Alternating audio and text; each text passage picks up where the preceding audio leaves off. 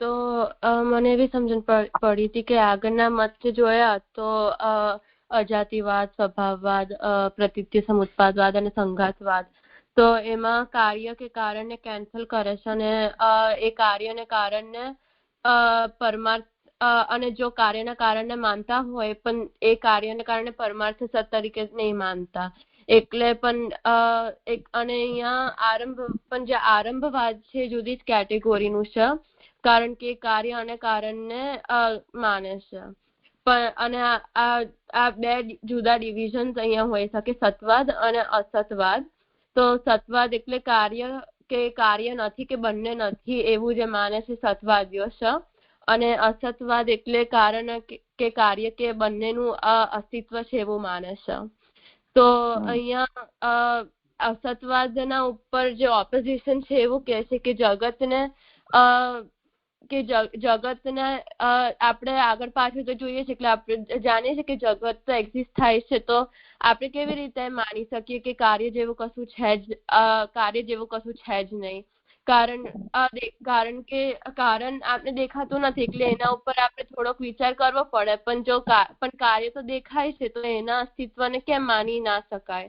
અને અહીંયા ચારવાકનો પણ એક્ઝામ્પલ આપ્યો હતો કે ચારવાક એક અસતવાદી છે, જે એવું કહે છે કે જે દેખાય છે એ છે અને જે દેખાતું નથી એ છે જ નહીં.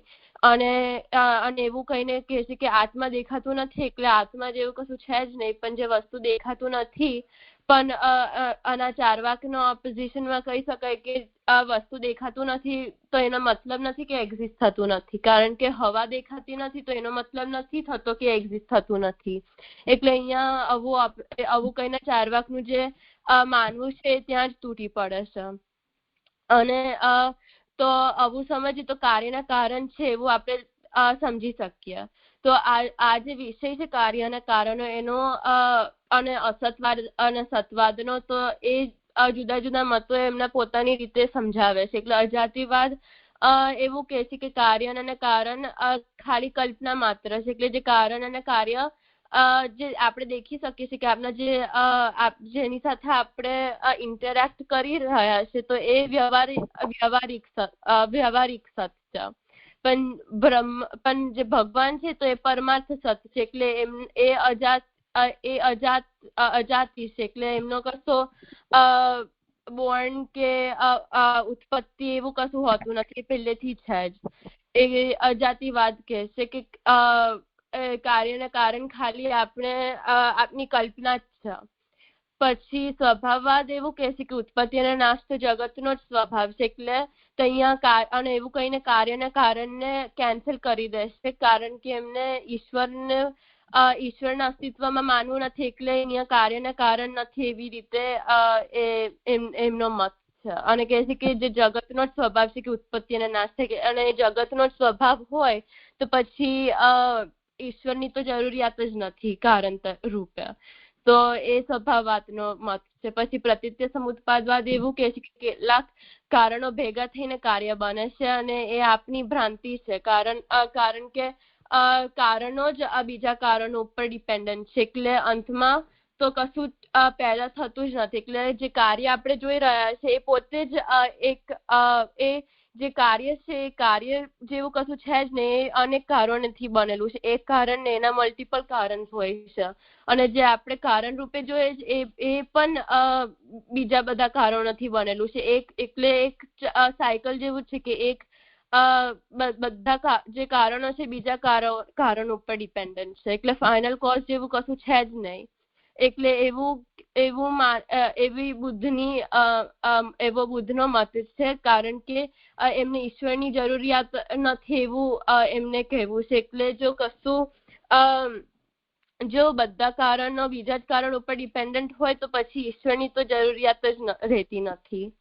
પછી છેલ્લું છે સંઘાતવાદ. તો સંઘાતવાદ એવું કહે છે કે કશું કારણ છે જ નહીં, બધું શૂન્ય જ છે,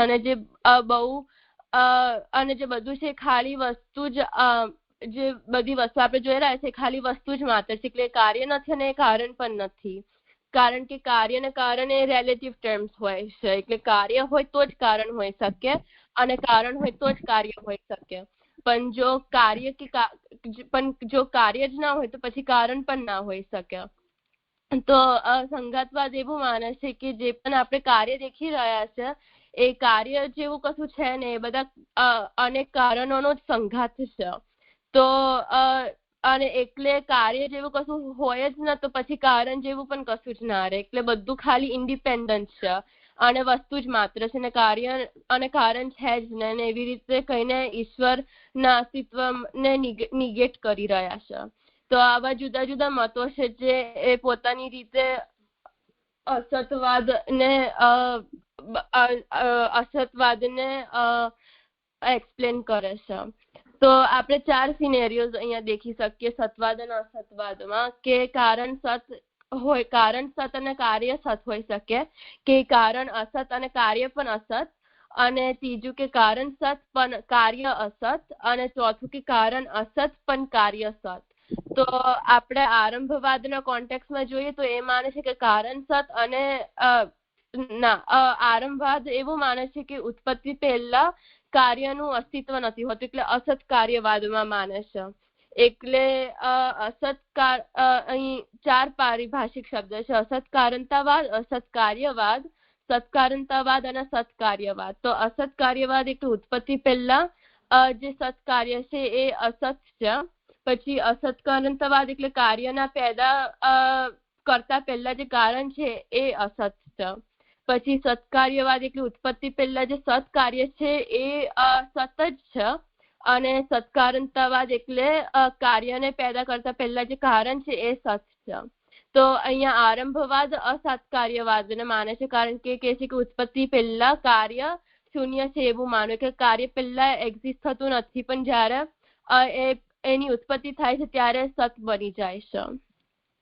એવું સમજી હતી. પણ મને આમાં થોડાક પ્રશ્ન છે, મને ક્લેરિફિકેશન જોઈતું હતું કે અહીંયા આપે કહ્યું કે જે બધા મત છે તો એ અસત્કાર્યવાદ, અસત્કારણતાવાદ, સત્કાર્યવાદ અને સત્કારણતાવાદમાં આપણે જોઈ શકીએ છીએ. તો આપણે આ જે 4 આપણે અજાતિવાદ, સ્વભાવવાદ, પ્રતીતિ સમુત્પાદવાદ અને સંઘાતવાદ જોઈએ તો એ કયામાં આવે? અને અસત્કાર્યવાદ અને અસત્કારણતાવાદ એ કેમ જુદા હોઈ શકે?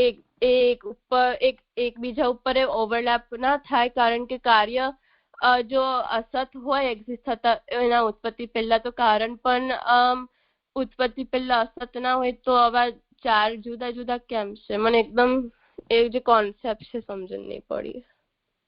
હા, કઈ વાંધો નહીં, કરીશું આપણે. અચ્છા, હવે સાનવીએ બહુ સારું કર્યું તે આખું સમરાઈઝ. અર્પણને કે ભક્તિને કંઈ કેવું છે? પછી પ્રશ્ન આપણે એના પછી લઈએ.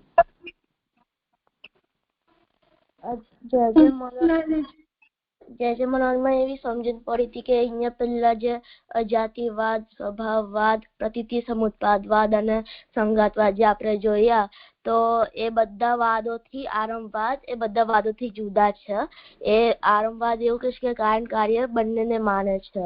એટલે આમનાથી અહીંયા 4 પ્રકારો છે: કારણ અને કાર્ય બંને સત છે, કારણ કાર્ય બંને અસત છે, કારણ સત છે અને કાર્ય અસત છે, અને કારણ અસત છે અને કાર્ય સત છે. તો હવે આ 4 પ્રકારો છે. આરંભવાદ એવું માને છે કે કોઈ પણ વસ્તુનું કારણ અસત છે, એટલે વસ્તુનું પહેલા એનું અભાવ હોય છે. એટલે આ અહીંયા અસત્કારણતાવાદ કે આરંભવાદનું મત છે. ઉત્પત્તિના પહેલા કાર્યનું અસ્તિત્વ ના હોવું. એટલે હવે અહીંયા આવું આરંભવાદનું મત છે. એટલે અહીંયા આપણે 4 પ્રકાર: આ સત્કારણતાવાદ, અસત્કારણતાવાદ, સત્કાર્યવાદ અને અસત્કાર્યવાદ. આ શબ્દો પારિભાષિક છે. એટલે તો કારણ શું છે અને કાર્ય શું છે તેનો મતલબ એવું થશે કે ઉત્પત્તિ પહેલા કાર્યનું અસ્તિત્વ નથી. એ અસત્કાર્યવાદ એવું કહેશે. એટલે કાર્ય તો છે જ, પણ ઉત્પત્તિ પહેલા અસત છે. અને જો વસ્તુ અસત છે તો એનો મતલબ એટલે એ સકલ વસ્તુનો અભાવ છે ત્યાં. તો હવે જે સાંખ્ય જે છે એવું એ આનું ઓપોઝિશન કરે છે, કે નિગેટ કરે છે, કે એવું કહે છે કે કાર્ય સત છે પણ ઉત્પત્તિ પહેલા પણ કાર્ય સત છે અને પછી પણ સત છે. એટલે સાંખ્ય સત્કાર્યવાદને માને છે, અસત્કાર્યવાદને નહીં. અને આરંભવાદ એવું કે છે કે જે પણ વસ્તુ ઉત્પન્ન થાય છે એ 0 થી સ્ટાર્ટ થાય છે, શૂન્ય હોય છે, શૂન્યથી એની ઉત્પત્તિ થાય છે. એટલે એવી સમજણ પડી હતી મને. એટલે આરંભવાદ એવું માને છે કે વસ્તુની ઉત્પત્તિ પહેલા એનું શૂન્ય સ્વીકારવું જોઈએ.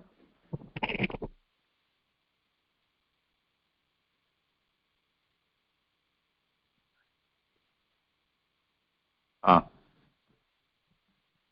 સારી વાત છે. ભક્તિ કંઈ કેવું છે તને?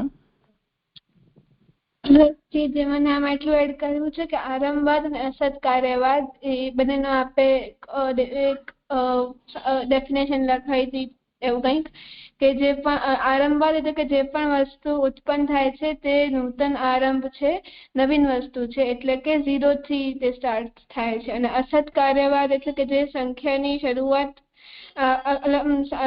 સંખ્યાની શરૂઆત 0 થી થાય છે, શૂન્યથી, તો જે 1 છે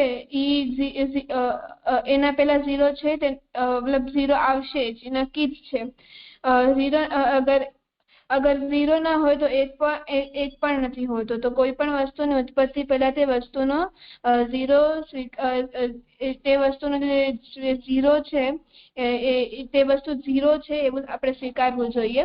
ઉત્પત્તિ અને પછી આ બંને કેવી રીતે એક થઈ શકે છે એના માટે આપણે કહ્યું હતું કે ઉત્પત્તિ પહેલા કાર્ય અસત છે, અર્થાત શૂન્ય છે, 0 છે.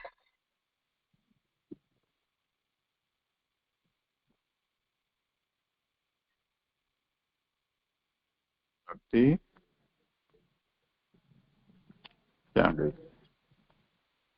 ચૂપ થઈ ગયું તારું? હા, મને એમ કે ડિસ્કનેક્ટ થઈ ગઈ કે શું થાય. હા, ચલો, આ વાત તો ઠીક છે, સારી વાત છે. હા, હવે સાનવી ના પ્રશ્નના સંબંધમાં તમારે કંઈ કહેવું છે? ભક્તિ, તને કહેવું છે? પહેલે જરા પ્રશ્ન ફરીથી કહી દે, એક પ્રશ્ન અલગ અલગ પૂછ. મારો પહેલો પ્રશ્ન એવો છે કે જે ચાર પારિભાષિક શબ્દ એટલે અસત્કાર્યવાદ, અસત્કારણતાવાદ, સત્કાર્યવાદ અને સત્કારણતાવાદ, તો આપે કહ્યું હતું કે આ જે મતો છે એમાં આપણે કેટેગોરાઇઝ કરી શકીએ છીએ. તો અજાતિવાદ, સ્વભાવવાદ, સંઘાતવાદ અને પ્રતીતિ સમુત્પાદવાદ, એટલે જે પણ આપણે અત્યાર સુધી મતો જોયા તો એમને કેવી રીતે કેટેગોરાઇઝ કરવું જોઈએ? હા, ભક્તિ, ચલો કરો પ્રયાસ. આપણે એમ કહ્યું હતું કે સૌથી પહેલો જે એક કારણ અને કાર્ય જેમાં સત હોય સૌથી પહેલા તે, એના પછી બીજો કે કારણ અને કાર્ય બંને અસત હોય તે, ત્રીજો કે કારણ સત હોય પણ કાર્ય અસત એમ માનેલો, અને ચોથું એ કે કારણ અસત હોય ને કાર્ય સત હોય. એવી રીતે આ 4 વસ્તુ આવી રીતે જે 4 વાદ એવી રીતે પારિભાષિક શબ્દ થાય છે. તેમાંથી જે અસત કાર્યવાદ છે તો એનામાં આપણે આરંભવાદ કહ્યું હતું કાલે. પછી એટલે કે જેનો કાર્ય અસત છે, એટલે આપણે એમ પણ કહ્યું હતું કાલે કે પર્ટિક્યુલરલી વસ્તુ અસત હોય એવું જરૂરી નથી, કેમ કે જ્યાં સુધી આપણે એક્ઝામ્પલ આપ્યું તો ખેડૂત અને જે ઘઉંના છોડનો, તો એના હાથમાં જે બીજ છે એને ખબર છે ખેડૂતને કે એ બીજને જ વાવવાથી ઘઉંનો છોડ ઉગશે.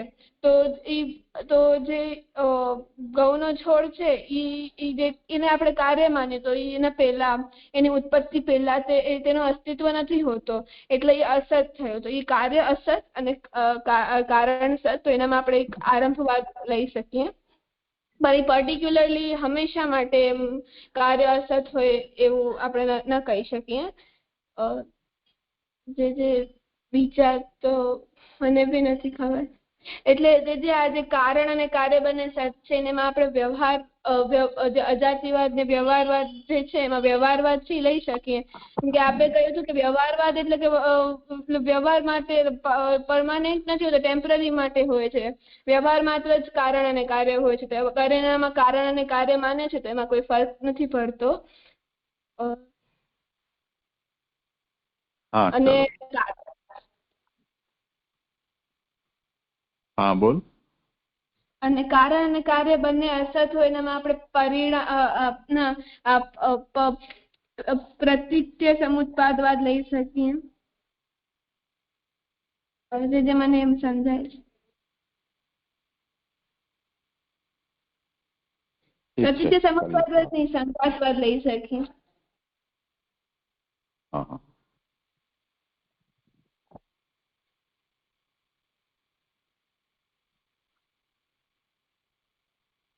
આપણે ત્યાં જે આ અત્યારે જે ટર્મિનોલોજી આપણે યુઝ કરી રહ્યા છીએ, જેમાં આપણે સદવાદ અસદવાદ કે બૌદ્ધ જ્યારે દર્શન અસ્તિત્વમાં આવ્યું એમણે શૂન્યવાદ, વિજ્ઞાનવાદ એ રીતે પોતપોતાના મત છે એનો પ્રચાર કર્યો. લગભગ એના જ પેરેલલ ગ્રીસમાં પણ આ જાતના વિચારો શરૂ થયા હતા. પ્લેટો કરીને ત્યાંનો એક બહુ પ્રસિદ્ધ વિચારક મનાય છે, જેના શિષ્યો સોક્રેટીસ અને પછી એરિસ્ટોટલ ને બધા થયા. તો પશ્ચિમી જે દર્શન છે એમના ત્યાં આ જ વિચાર છે, એને રિયલિઝમ અને આઈડિયાલિઝમ આ શબ્દથી ઓળખવામાં આવે છે. રિયલિઝમ એનો મતલબ કે માઇન્ડ કે સ્પિરિટ કે સોલ એનાથી ઇન્ડિપેન્ડન્ટ મટીરિયલ વર્લ્ડનો એક્ઝિસ્ટન્સ હોય છે.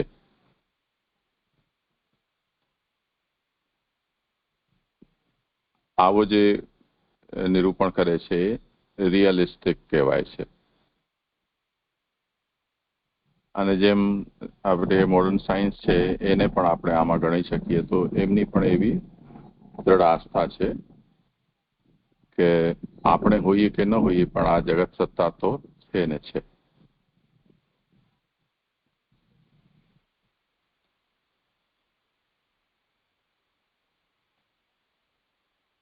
એના સામે એક એવો વિચાર ચાલ્યો કે આપણે જેમ સ્વપ્ન જોતા હોઈએ તે વખતે સ્વપ્ન જે છે એનું અસ્તિત્વ એના જોનારના સાપેક્ષ હોય છે. એટલે જો જોનાર છે તો સ્વપ્ન છે, જોનાર ન હોય તો સ્વપ્ન નથી. તો સ્વપ્ન છે એ દ્રષ્ટા સાપેક્ષ થયું.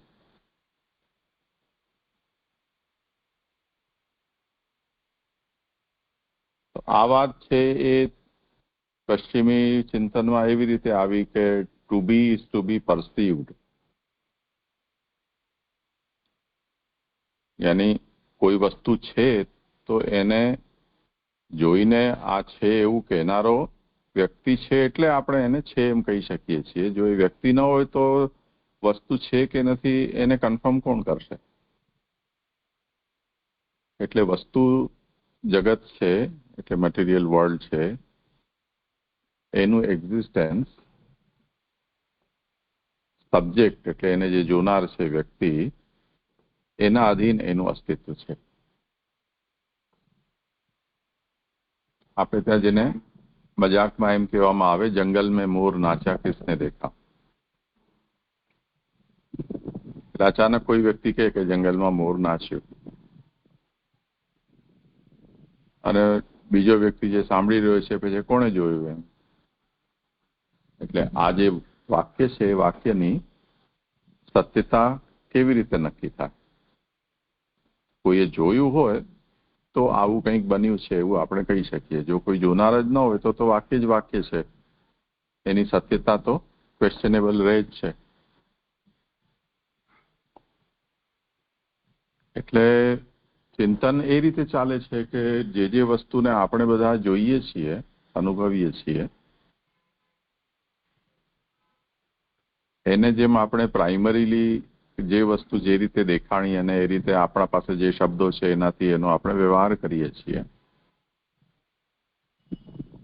કે આ ઘોડો છે, આ ગાય છે, આ જગત છે, આ સંસાર છે, આ નદી તળાવ છે.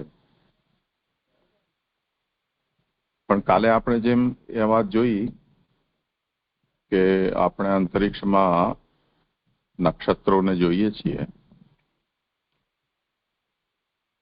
તો એમનાથી જેટલા ડિસ્ટન્સ ઉપર આપણે છીએ એને કારણે આપણને એ તારાઓ અમુક આકૃતિમાં ગોઠવાયેલા હોય એવું દેખાય છે. અને એ આકૃતિ એક્ઝેક્ટ આકૃતિ નથી, પણ આપણે એને એ જાતનું પરફેક્શન આપી અને આપણા મનનો જે વિચાર છે એ એના ઉપર ઇમ્પોઝ કરીએ છીએ કે આ વસ્તુ છે, કે આ સ્કોર્પિયન છે. તો આપણે એને એ રીતે આપણા મનમાં જે લોકમાં જે અનુભવ કરેલું છે જે જંતુ, એ જંતુને અંતરિક્ષમાં દેખાતા જે પોઈન્ટ્સ છે એ પોઈન્ટ્સને ઇન્ટરકનેક્ટ કરીને જ્યાં જે પણ કર્વેચર કે એ બધાની જરૂર છે એ બધું કરીને આપણે એને સ્કોર્પિયન કહી દઈએ છીએ.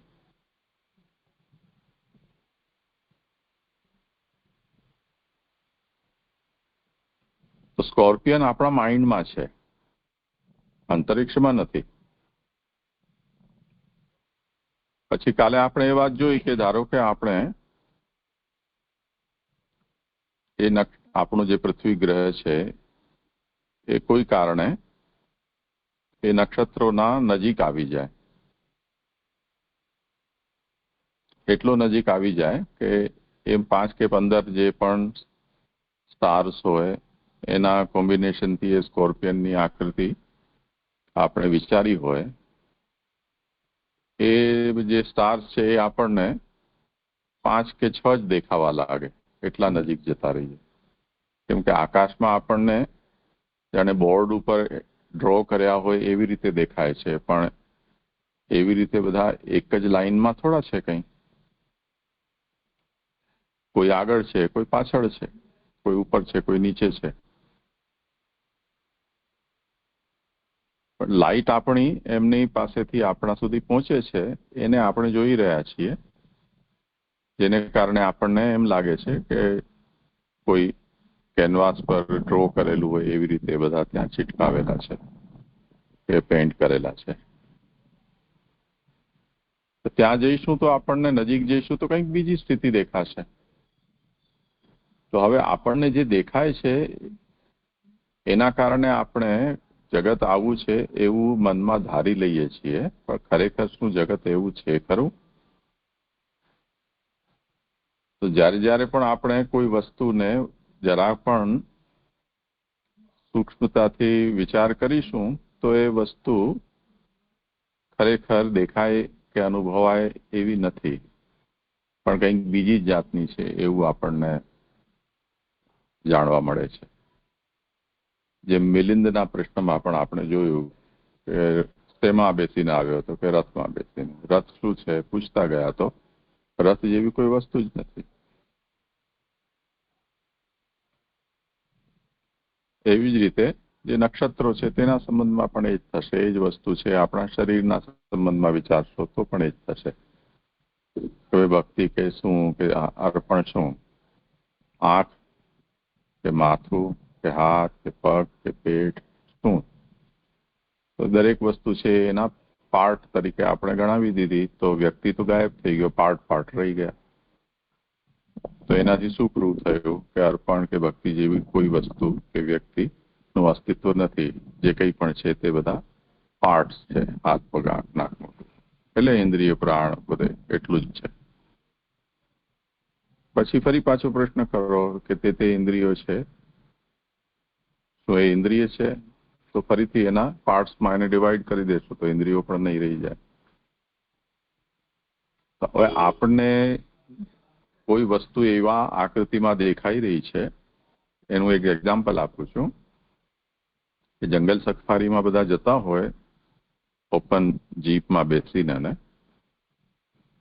તો પ્રાણીઓ આપણને કેમ શિકાર નથી કરી લેતા? વાઘ, સિંહ, ચિત્તા આપણા બાજુમાં જ ફરતા હોય. આપણે એમનાથી ડરીએ, એમને જોઈને નજીક આવે તો આપણે રાડારાડ મચાવી દઈએ, પરંતુ તેમ છતાં પણ એ લોકો ક્યારે પણ આવા દર્શનાર્થીઓ છે એમના ઉપર હુમલો નથી કરતા.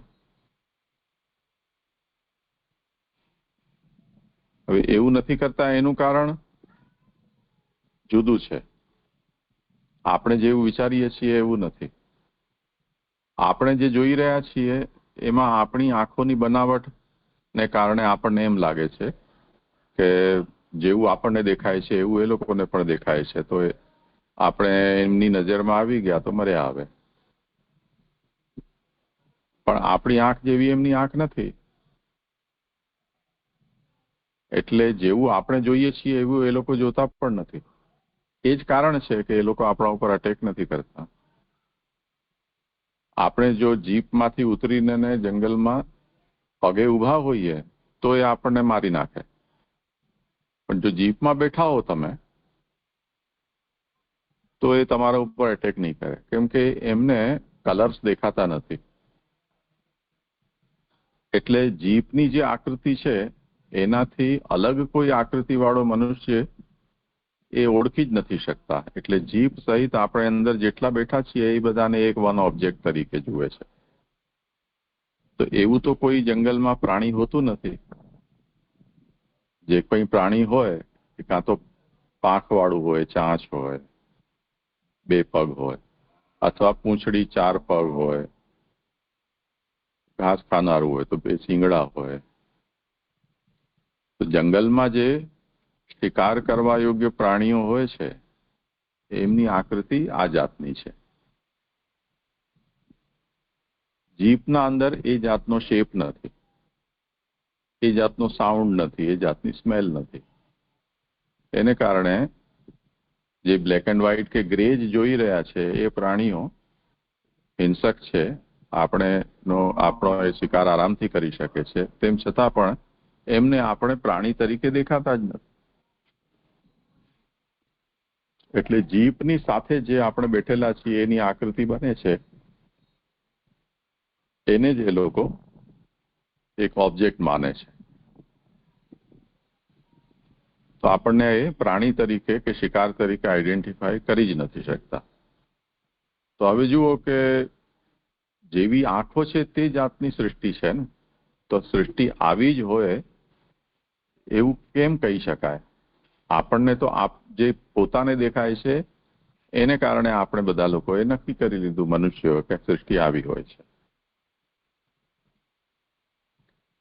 આપણામાંથી જે લોકો રંગ અંધ હોય તો એ લોકોને એ બધા રંગ દેખાતા નથી, તો એમને જે રંગ દેખાય એટલું જ એ કરશે. જે લોકો સર્વથા અંધ છે એમના માટેની સૃષ્ટિ અલગ છે, એમની સૃષ્ટિની સમજ પણ અલગ છે. એક વાર આગ્રા પાસે સુરદાસજીનું જે સ્થાન છે ત્યાં અમે ગયા હતા. ત્યાં અંધ મહાવિદ્યાલય હતું. તો એ લોકો બહુ સહજતાથી આપણી જેમ જ ત્યાં હરતા ફરતા હતા, બધું કાર્ય કરતા, રસોઈ પણ પોતે જ બનાવે, રમે પણ એ લોકો, ભણે પણ, પુસ્તકો પણ વાંચે બ્રેલ લિપિથી. મને એક અચાનક પ્રશ્ન સૂજ્યો. મેં એમને પૂછ્યું કે તમને લોકોને સ્વપ્ન આવે તો શું આવે, એમાં તમે શું જુઓ? સ્વપ્ન તો જોવાની વસ્તુ છે. આપણે બધી વસ્તુઓને જોયેલી છે તો સ્વપ્નમાં આપણને ભલે એવી ને એવી ન સહી પણ કંઈક કંઈક મિક્સિંગ સાથે દેખાતું હોય છે. એટલે ગામ બદલાઈ જાય, વ્યક્તિ બદલાઈ જાય, એનો ઘટનાનો ક્રમ છે એ બદલાઈ જાય, એવું બધું મિક્સિંગ થઈને એને કંઈક દેખાય, પણ દેખાય આપણને. એટલે પણ આપણે બોલીએ પણ એમ છીએ કે બાપને મેં સપનું જોયું, હવે અંધ લોકો છે એમને જોતા જ ન હોય તો એમને સપનું જોયે એવું તો એ લોકો બોલી ન શકે, કંઈ પણ ન શકે. તો એમણે કહ્યું કે નહીં, સપના તો અમને આવે પણ અમને દ્રશ્ય વગરના, જે ઇન્દ્રિયોને અમના સેન્સેશન છે એના સંબંધિત સપના આવે. પછી બહુ વધારે સમય હતો નહીં તો મને બેસીને નિરાતે પૂછ્યું હતું કે ભાઈ આજે તમે શું શું સપનું જોયું અને એમાં તમે શું એક્સપિરિયન્સ કર્યો. પણ કોઈ અંધને આપણે આ વાતને પૂછી શકીએ. એવી જ રીતે જેમને જે ઇન્દ્રિયો ઉપલબ્ધ નથી થઈ કે ડિફેક્ટિવ થઈ છે એમના માટે આ સૃષ્ટિ પણ એ જાતની છે.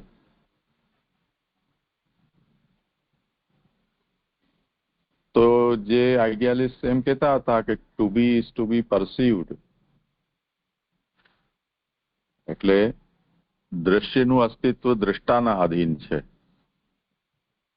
કોઈ વસ્તુનું હોવું એ વસ્તુને જોનારના આધીન એનું અસ્તિત્વ છે. એનાથી ઇન્ડિપેન્ડન્ટ એ વસ્તુનું અસ્તિત્વ નથી હોતું. એ વાત એકંદરે આપણને સાચી પણ લાગે.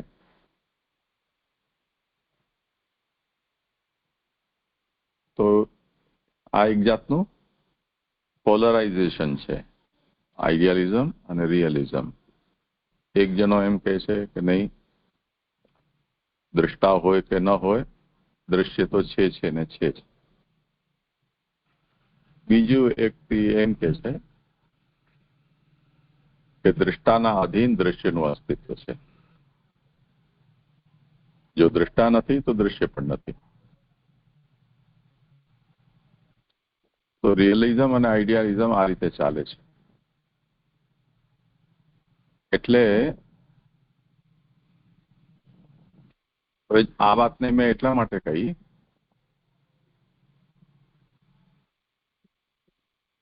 કે જે વસ્તુ સત્તા છે એ વસ્તુ સત્તાને જોવાના અલગ અલગ પ્રકાર છે. પશ્ચિમના વિચારકોની વાત ચાલે છે તો એક ઓર વિચાર આમાં જોઈ લો કે જેમ અત્યારે મેં 2-4-5 એક્ઝામ્પલ જોયા, એનાથી તમને લોકોને પણ એમ થશે કે આ ખરેખર દુનિયા એવી જ છે જેવી આપણે બોલી રહ્યા છીએ કે ચોપડીમાં લખી છે. કેમ કે સંદેહ થઈ જાય હવે મિલિંદ પ્રશ્નના પ્રસંગને સાંભળ્યા પછી કે પશુઓના દૃષ્ટિથી આપણે જોઈએ જગતને તો કંઈક જુદી જ જગત સૃષ્ટિ છે, તો સંદેહ થઈ જાય. તો એક પશ્ચિમનો ચિંતક હતો, રેને ડેકાર્ટ એનું નામ હતું. એણે પણ આ વાત કહી.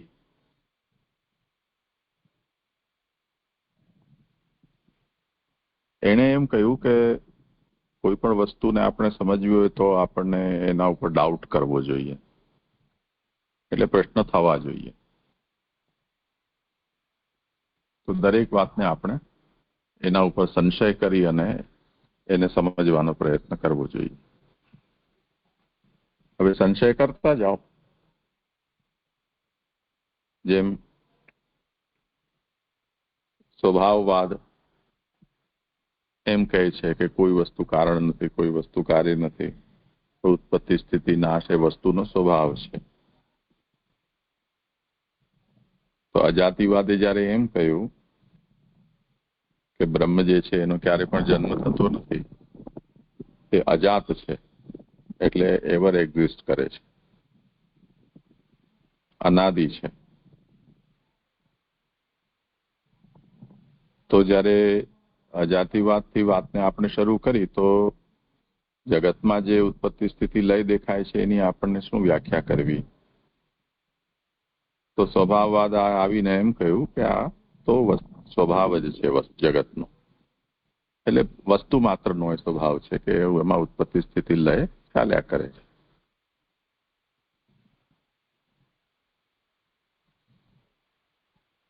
પછી એ પ્રશ્ન થશે કે એ ઉત્પત્તિ સ્થિતિ લય વસ્તુનો સ્વભાવ છે એ કેવી રીતે થાય છે?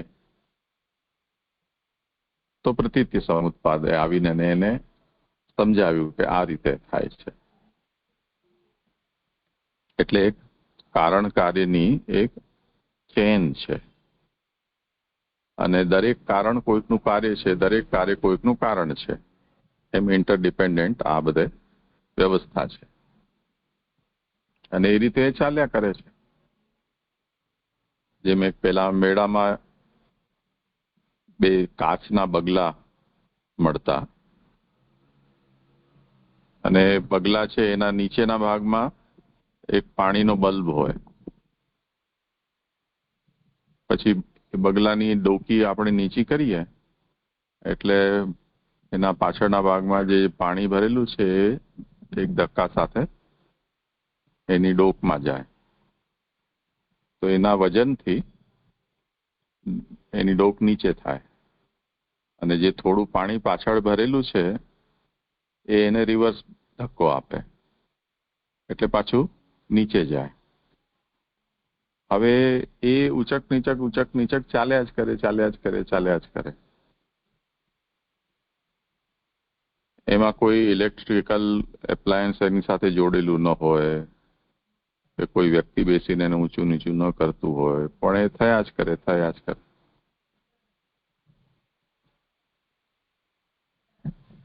તો જે કારણ છે એ કાર્ય બની જાય, જે કાર્ય છે એ કારણ બની જાય.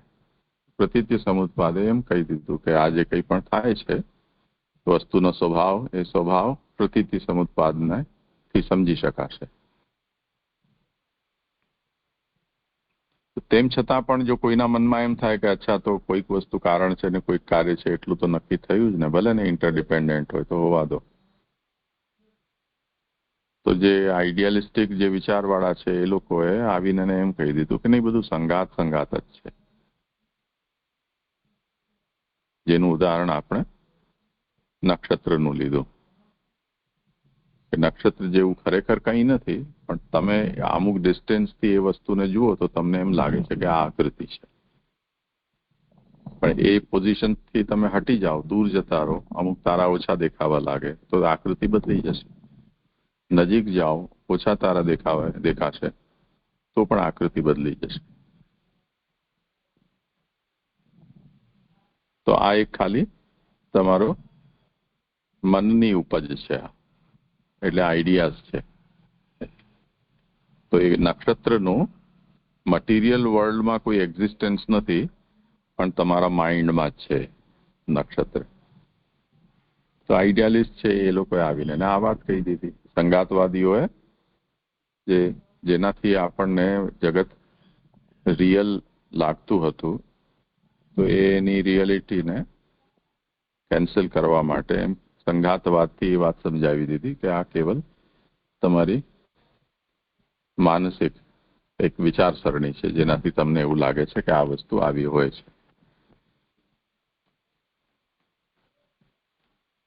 તો હવે આ વાતને ધ્યાનથી સમજો કે એક રિયલિઝમ અને એટલે સદવાદ અને અસદવાદ એ એક અલગ વસ્તુ છે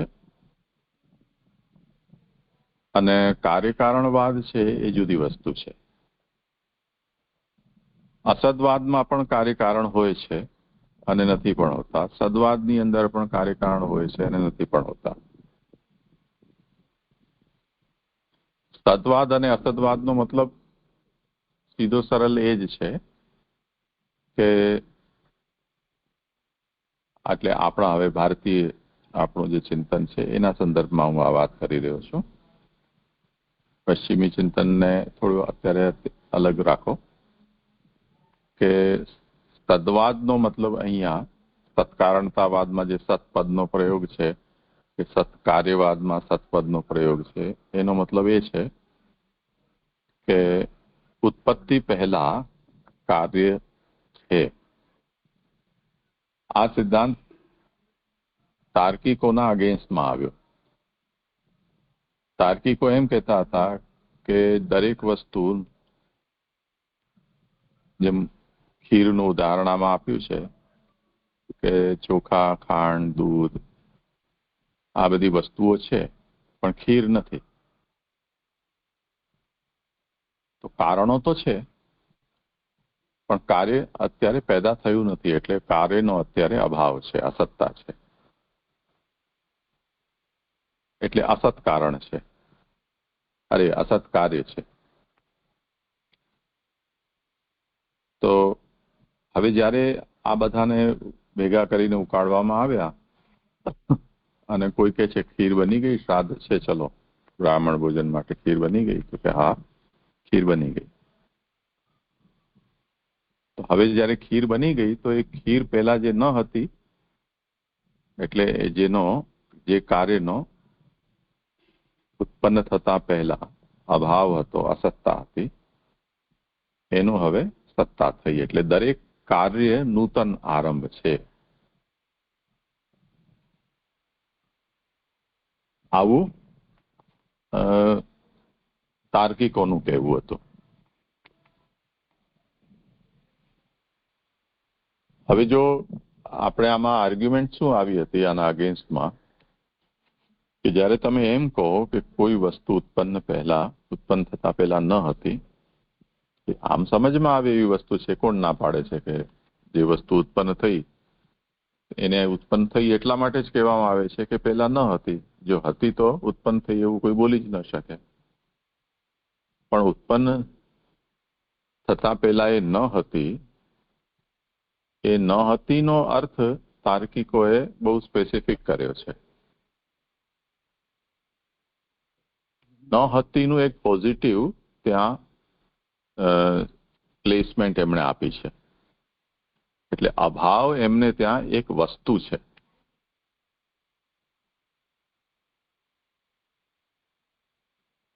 જેમ આપણે કોઈ વસ્તુને આપણે ગણીએ તો આપણે જેમ કમ્પ્યુટરની અંદર તમે જુઓ અથવા આપણે લખીએ તે વખતે અક્ષરોને જોડતા જોડતા લખીએ ને પછી એક એમ્પ્ટી સ્પેસ આપીએ.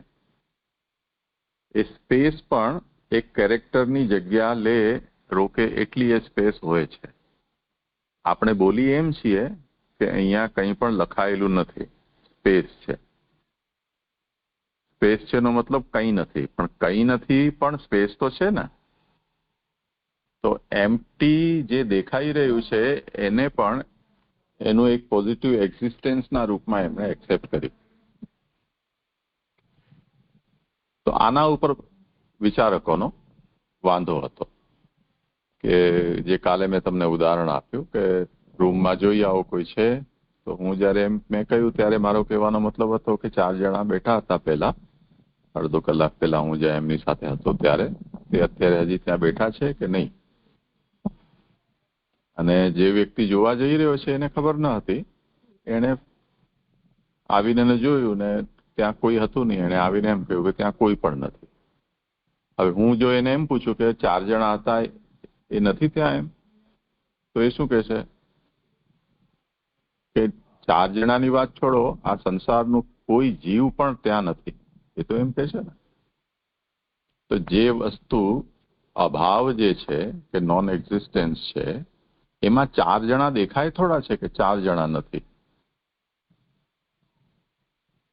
તો જ્યારે તમે નૂતન આરંભ કોઈ વસ્તુનો કહી રહ્યા છો ને એના પહેલા એનો અભાવ છે એમ કહી રહ્યા છો, અને એ અભાવ પણ પાછો એ જાતનો છે કે જ્યાં એ અભાવ મતલબ કોઈ પણ વસ્તુનો અભાવ છે ત્યાં, તો પછી એમાંથી પર્ટિક્યુલર એ જ વસ્તુ બીજા ક્ષણે ઉત્પન્ન થાય એવું કેમ બને? એટલે આ તો તમે જે કારણ અને કાર્ય વચ્ચેની જે લિંક છે એને એકદમથી બ્રેક કરી રહ્યા છો. તો જે લોકો સત્કાર્યવાદી છે એ લોકો એમ કહે છે કે એવું ન કહી શકાય કે ઉત્પન્ન થતા પહેલા એ વસ્તુનો અભાવ હતો. એમ કહેવું જોઈએ કે ઉત્પન્ન થતા પહેલા એ વસ્તુ કારણ રૂપમાં હતી, ઉત્પન્ન થઈ ત્યારે કાર્યરૂપમાં આવી ગઈ. એટલે સત્કાર્યવાદ એમ કહી રહ્યો છે કે ઉત્પત્તિ પહેલા વસ્તુ કારણ રૂપમાં હોય છે.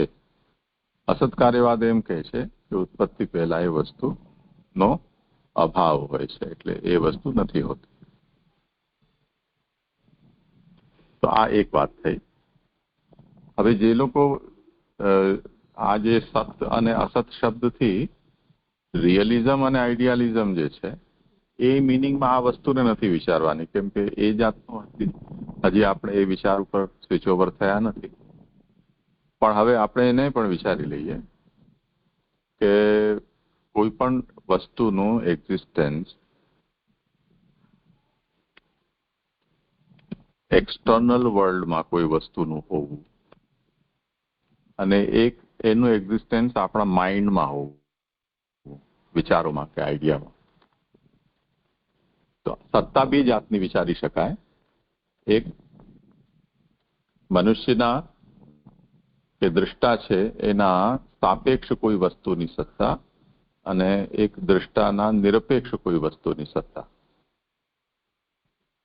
હવે જે વસ્તુ વ્યક્તિ દ્રષ્ટાના નિરપેક્ષ કોઈ વસ્તુ છે તો વ્યક્તિ હોય કે ન હોય એ વસ્તુ ત્યાં હોવાની છે.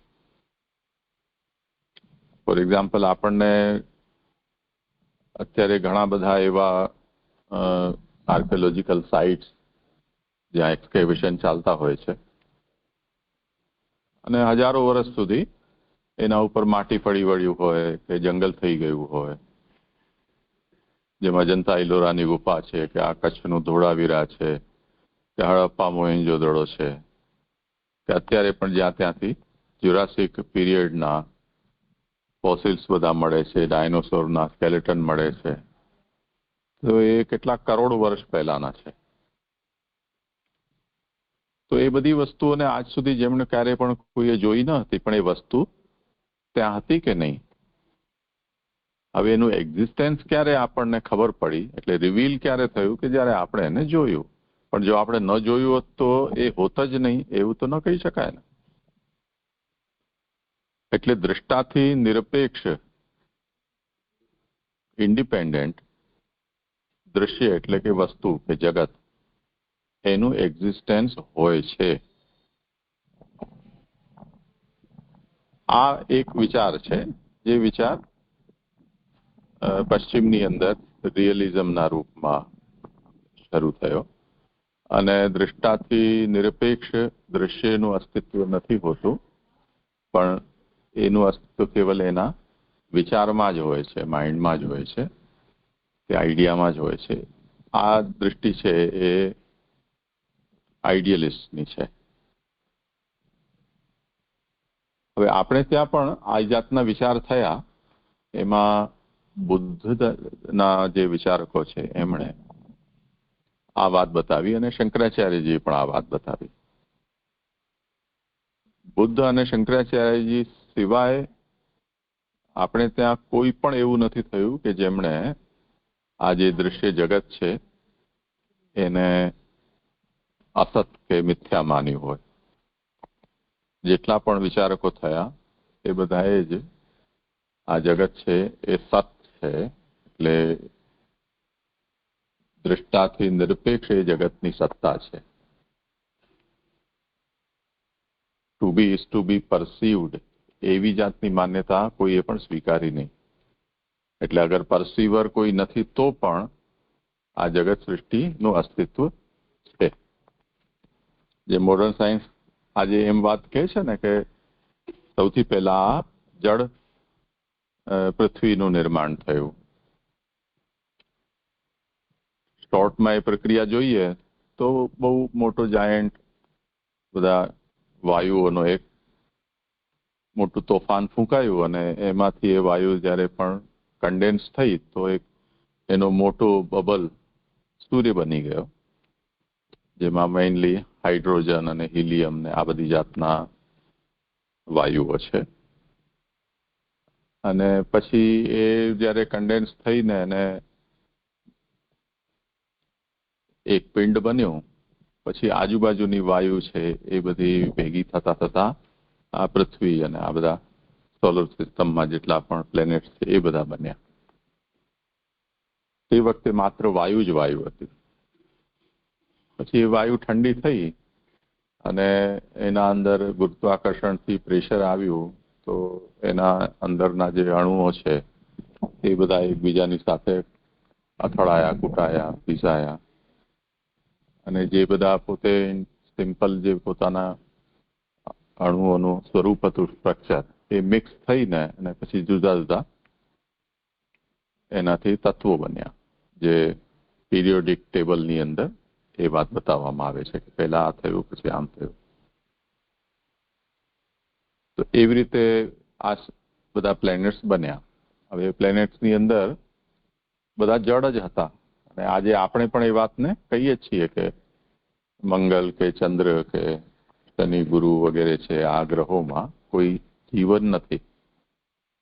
કમસે કમ આપણે સમજી શકીએ એ જાતનું જીવન તો ત્યાં નથી.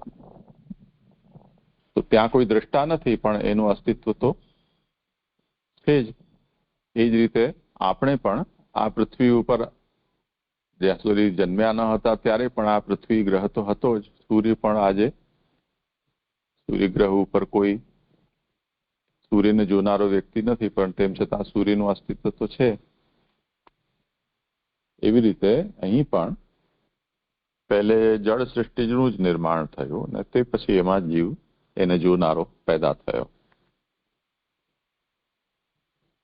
તૃતીય સ્કંદમાં એ સર્ગલીલાનું નિરૂપણ થયું છે. એમાં પણ આ રીતે જ વર્ણન આવે છે કે જે બ્રહ્માંડ પુરુષ છે એમાં બધા તત્વો એક વખત ભેગા થયા પછી એમને જ્યારે એમ થયું કે મને સાંભળવું છે તો કાન થયા, જોવું છે તો આંખ થયા, સૂંઘવું છે તો નાક થઈ, ચાલવું છે તો પગ થયા. એમ કરતા કરતા બધા ફંક્શન્સ છે એની અંદર પ્રકટ થયા અને પછી તે જ રીતે એના અંગો પણ પ્રકટ થયા, એના સ્થાનો એટલે ઇન્દ્રિયો અને એના ગોલક. એ રીતે એનું નિરૂપણ આવે છે. તો હવે જુઓ કે દ્રષ્ટાથી નિરપેક્ષ દ્રશ્ય જગત છે એની સત્તા હોય છે. તો જેટલા પણ શંકરાચાર્ય અને ભગવાન બુદ્ધ એમના સિવાય જેટલા પણ તત્વચિંતકો છે એમણે એમ માન્યું કે આ દ્રશ્ય જગતની સત્તા છે અને સત્તા રિયલ છે, ફેક નથી. તે જ રીતે એને જે જોનારો છે એ પણ સત છે, એને પ્રકટ કરનારો પણ કરતા પણ સત છે. એટલે કારણ પણ સત છે, રિયલ છે, કાર્ય પણ સત છે, રિયલ છે, અને કારણ અને કાર્યનો જે રિલેશન છે એ પણ રિયલ છે. આવું મોટા ભાગના બધા ચિંતકોનો મત થયો. પણ બુદ્ધ અને શંકરાચાર્યજીના મતમાં આ વાત થોડી અલગ રીતે આવી. એમણે જેમ શંકરાચાર્યજી એમ કહ્યું કે જગત કારણ છે,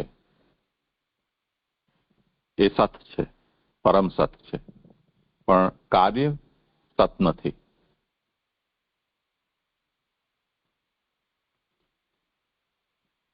કેમ કે જે આ આપણને દૃશ્યમાન જગત છે એની સત્તા પારમાર્થિક નથી પરંતુ વ્યાવહારિક છે. એ સદા રહેવાનું નથી. એ સપના જેવું છે કે આપણને ભ્રમ છે, દેખાય, ભ્રમથી કોઈ વસ્તુ દેખાય તે ટાઈપનો છે, ઇલ્યુઝરી છે. તો ઇલ્યુઝન જ્યારે પણ દૂર થઈ જાય તે વખતે એનું એક્ઝિસ્ટન્સ ન રહે. તેવી રીતે આ જગતનું પણ છે. એને એમણે એમ કહ્યું કે આ માયા કે અવિદ્યાથી કલ્પિત છે. તો જેવી રીતે એ આઈડિયાલિસ્ટ એમ કહેતા હતા કે આ એક્સટર્નલ જે વર્લ્ડ છે, મટીરિયલ વર્લ્ડ, એનું માઇન્ડથી ઇન્ડિપેન્ડન્ટ એક્ઝિસ્ટન્સ નથી.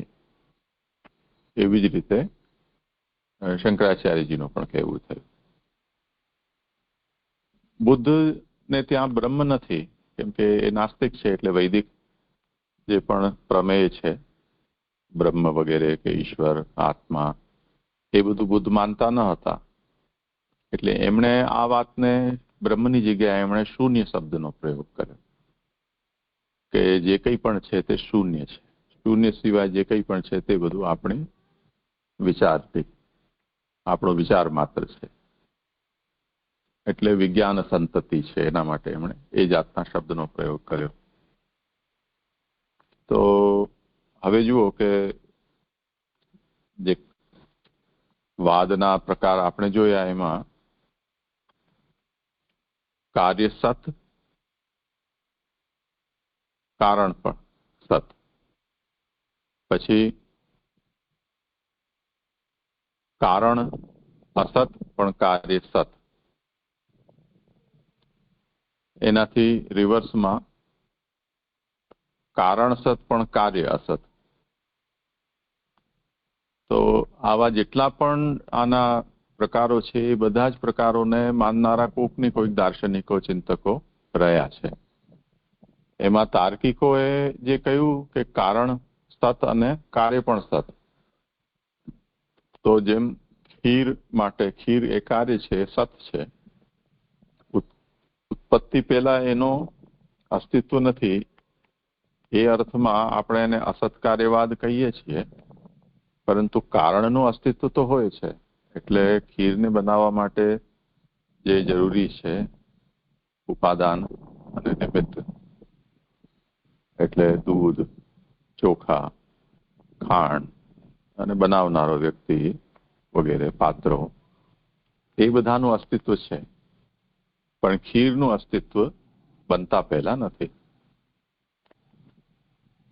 તો કારણ પણ સત છે અને કાર્ય પણ સત છે. ડિફરન્સ કેટલો છે કે ઉત્પત્તિ પહેલા કાર્યનું અસ્તિત્વ નથી, અને એ જગ્યાએ જે સાંખ્ય અને વેદાંતિઓ છે એ લોકો આ વાત કહી રહ્યા છે કે જેવી રીતે કારણ સત છે, કાર્ય પણ સત છે, એટલું જ નહીં પણ ઉત્પત્તિ પહેલા કાર્ય પોતે કારણાવસ્થામાં રહેલું હોય છે. એટલે વૃક્ષ છે એ બીજ રૂપ છે, ઘરેણા છે સોનાના રૂપમાં છે, તે રીતે કાર્યની સત્તા પણ ઉત્પત્તિ પહેલા હોય છે. તો આટલી વાત આપણે, સમય તો ઘણો થઈ ગયો. ચાલો